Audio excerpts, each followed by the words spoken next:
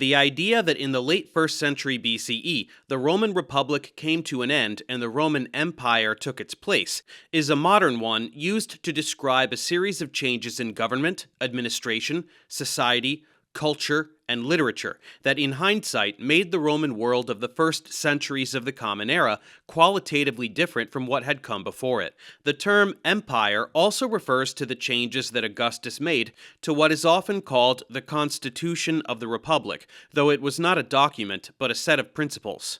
These changes laid the groundwork for the kind of state that was ruled by his successors, but there is no reason to think that Augustus himself had in mind the kind of government that would develop long after his death. In 27 BCE, not long after he had defeated Mark Antony and become the state's sole authority, he restored to the Senate and the people of Rome the control over elections and legislation that Julius Caesar had taken for himself in 48 BCE. He also offered to return to the senators their supremacy over the provinces, but they asked him to keep for another 10 years his control over those provinces where most of the Roman army was stationed. He also kept his authority as a tribune of the plebs, which allowed him to propose or veto laws like any other tribune.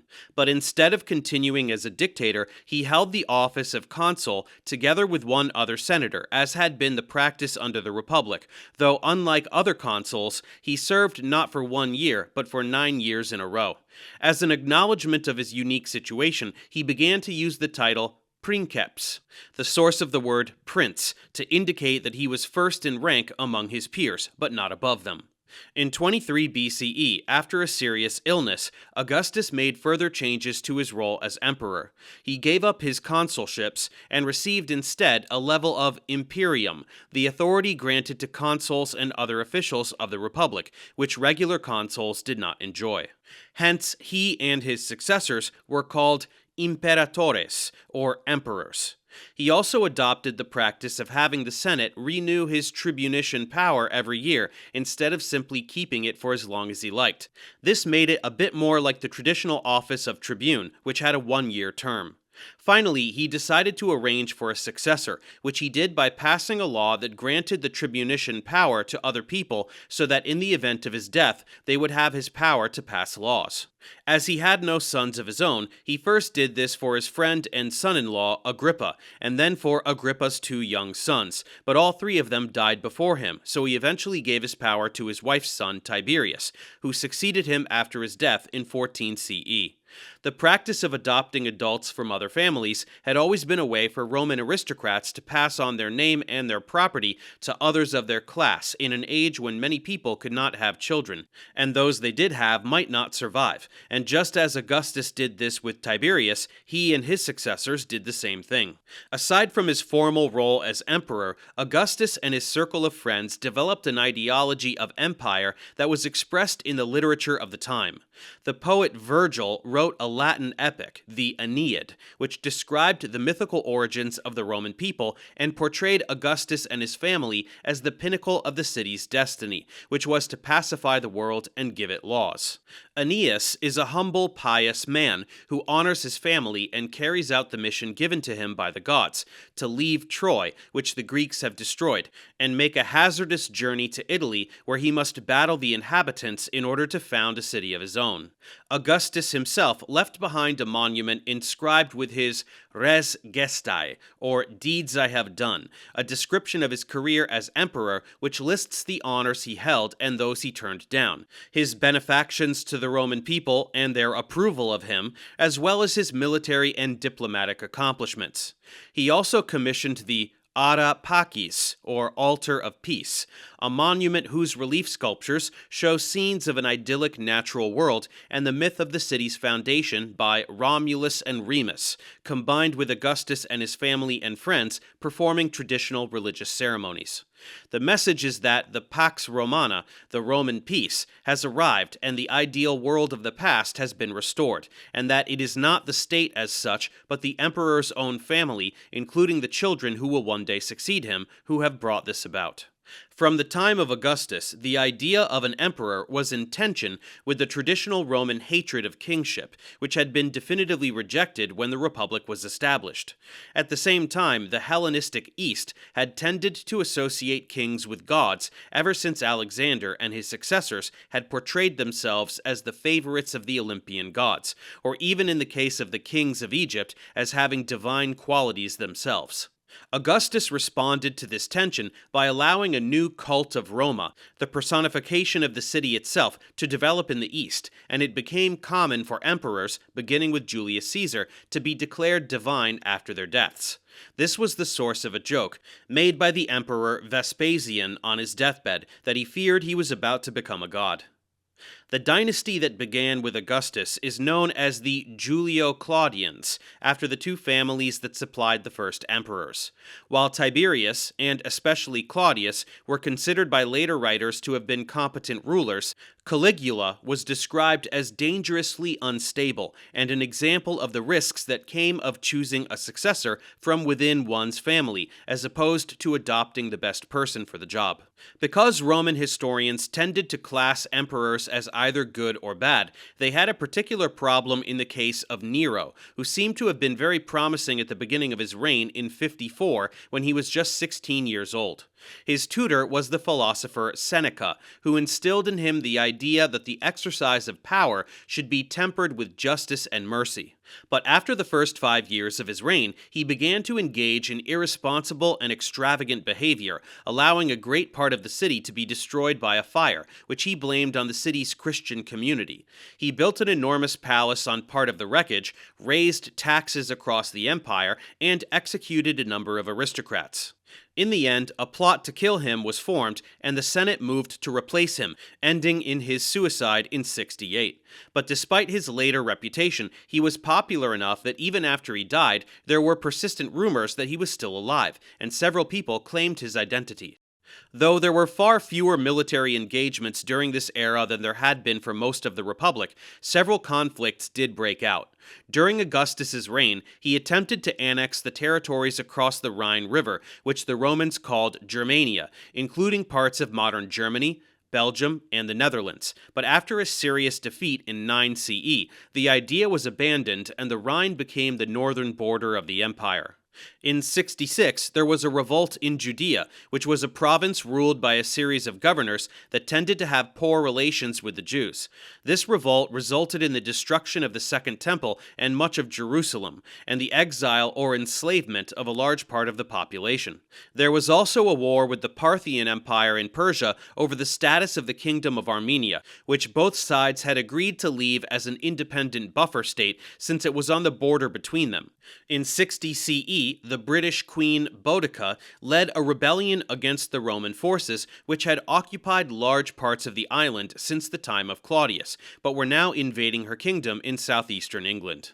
Nero left no heirs, and since there was no provision for establishing a new dynasty, a series of men, 3 out of 4 of whom were generals with armies in the field, tried to be recognized as emperor in that year through the support of their troops and the Senate.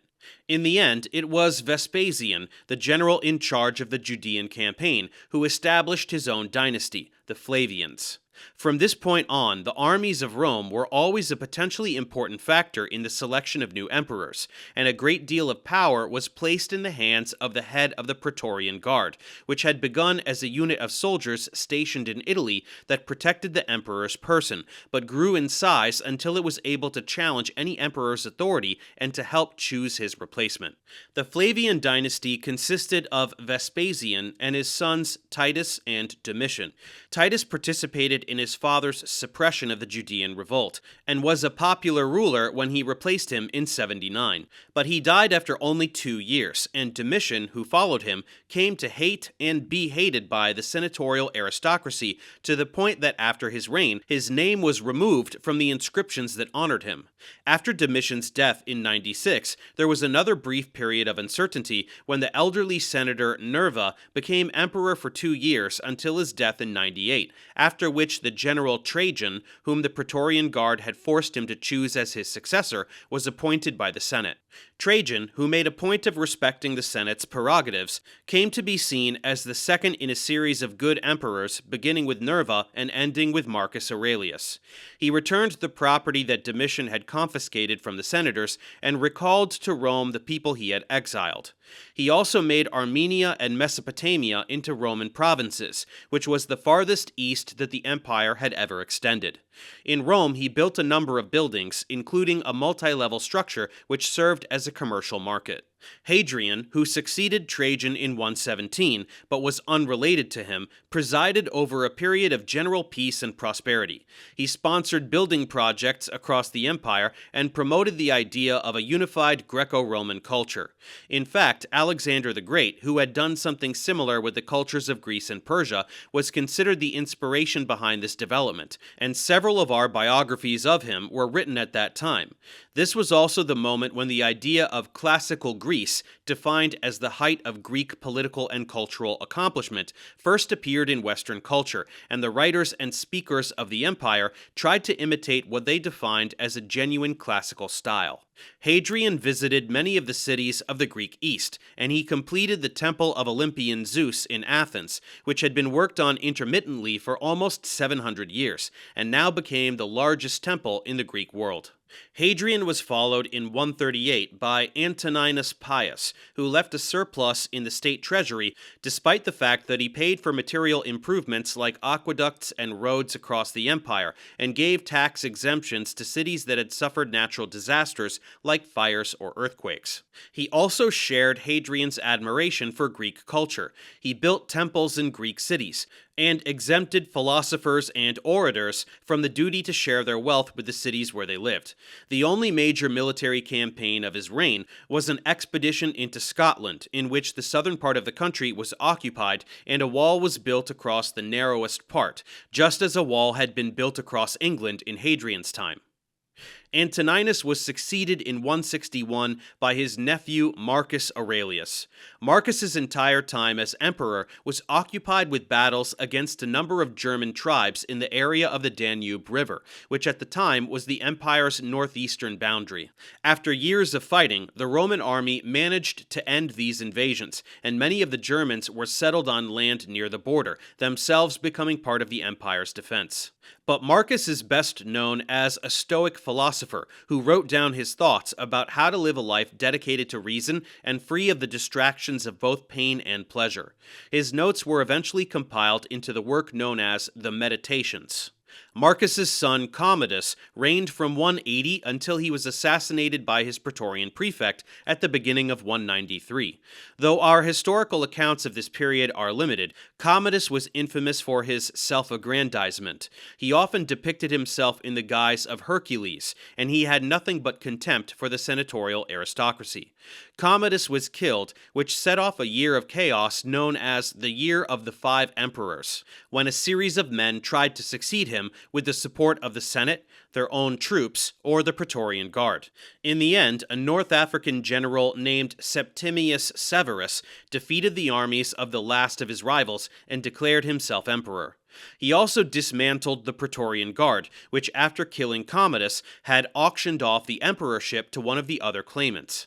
Severus then embarked on a campaign against the Parthian Empire, during which he captured part of Mesopotamia, which had returned to Parthian control since the time of Trajan.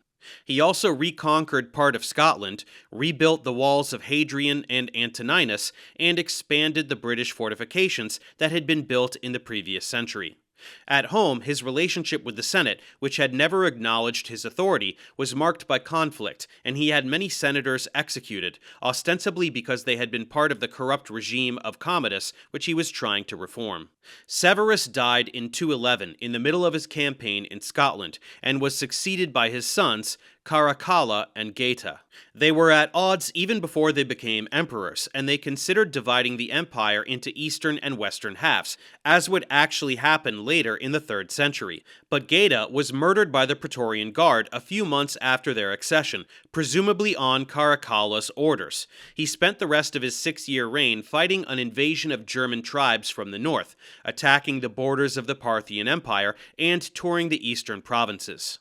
Though he left the administration of the empire to his mother in Rome, he is most famous for an edict that granted Roman citizenship to all the free inhabitants of the empire. Until then, most of its inhabitants outside of Italy had the legal status of provincials, with the exception of local aristocrats who were sometimes honored with citizen status. It's been suggested that Caracalla made this change in order to raise money through taxes that only citizens had to pay, because the government needed more funds to pay the increasing numbers of soldiers who were stationed at the borders, and who had come to expect additional rewards for remaining loyal to their commanders. The same financial demands encouraged the government to reduce the amount of silver contained in Roman coins, whose nominal value depended on their precious metal content, so that more of them could be minted.